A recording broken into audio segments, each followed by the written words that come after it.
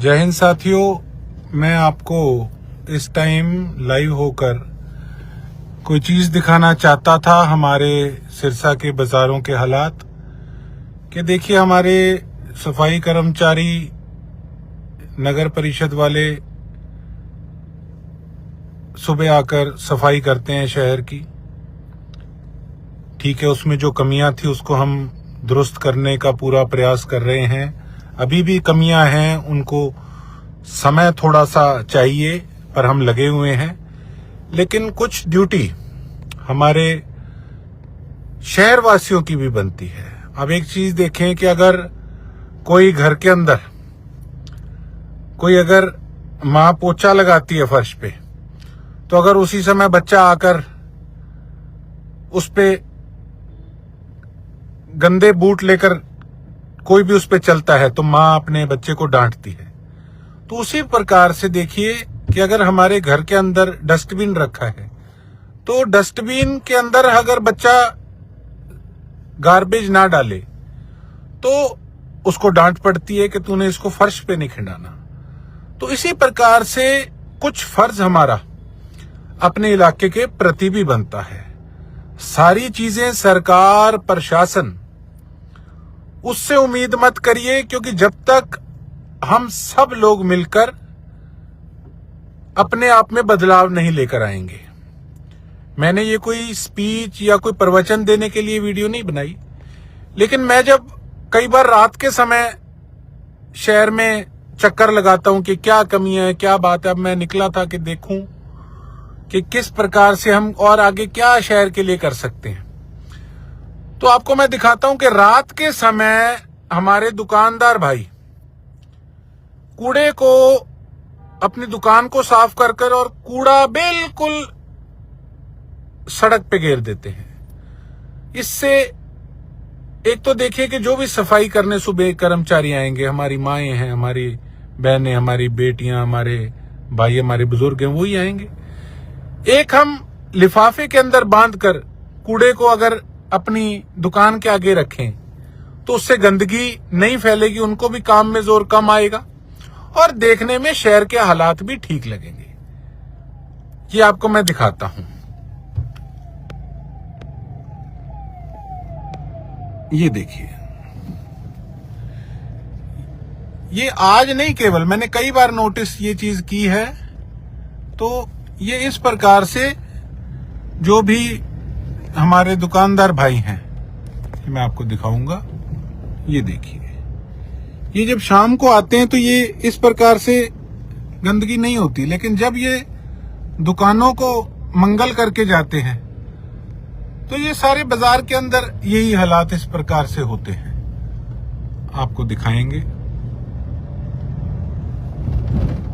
ये देखिए,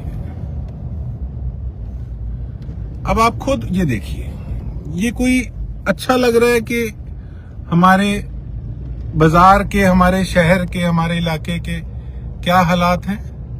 हमें इस पे सोच विचार करना होगा कि हम किस दिशा के अंदर अपने इलाके को लेकर जा रहे हैं।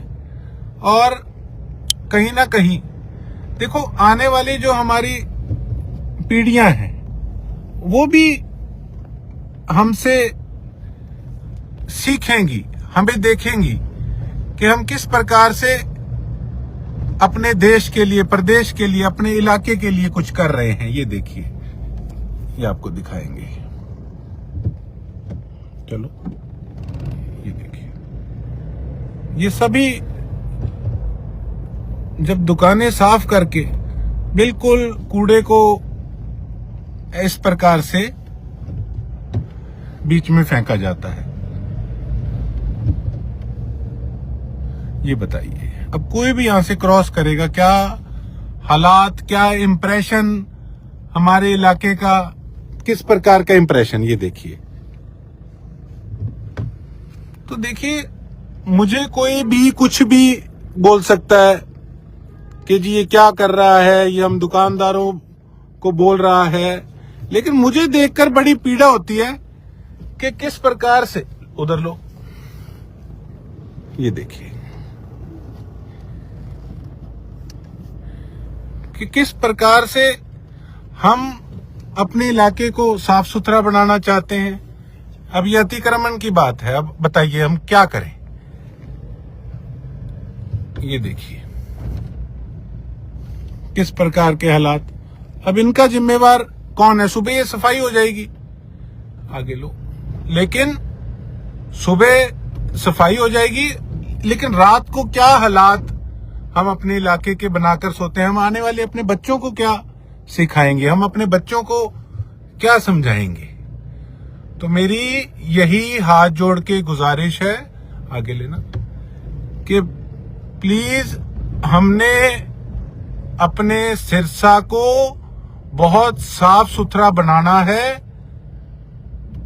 ये देखिए जी, ये अभी ये नहीं मैं कहता कि ये सारा कूड़ा कोई दुकानदारों ने फेंका है, ये भी कमियां नगर परिषद के अंदर भी बहुत हैं। वापस मोड़ लो, नगर परिषद के अंदर भी अभी कमियां बहुत हैं, उस पर हम काम भी कर रहे हैं। और जो एजेंसियां बेशक सही ढंग से काम नहीं करेंगी, कान खोल के सुन लो, गोकुल सेतिया उनको सिरसा में रहने नहीं देगा।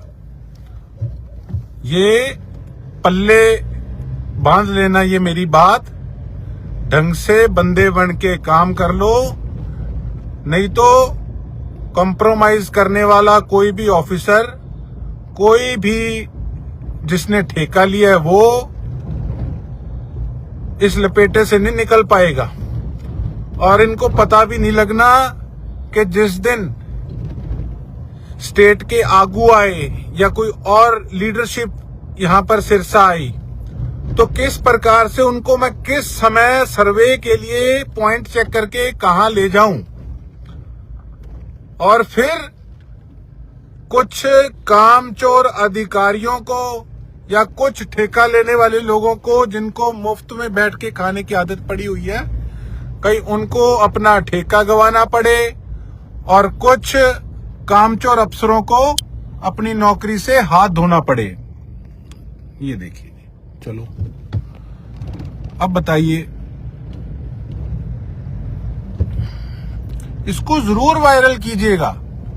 इसको इसलिए वायरल कीजिएगा कि लोग देखें और समझें कि हम अपने इलाके को साफ सुथरा कैसे बनाएंगे। अगर हम सबसे पहले तो हमें अपने आप में सुधार करना पड़ेगा, उसके बाद कहीं जाकर हम सरकारों से और प्रशासन से भी उम्मीद करेंगे। इतनी बात रखनी थी। उम्मीद करता हूं कि किसी को मेरी बात बुरी नहीं लगेगी। बहुत बहुत धन्यवाद। जय हिंद, जय भारत, इंकलाब जिंदाबाद।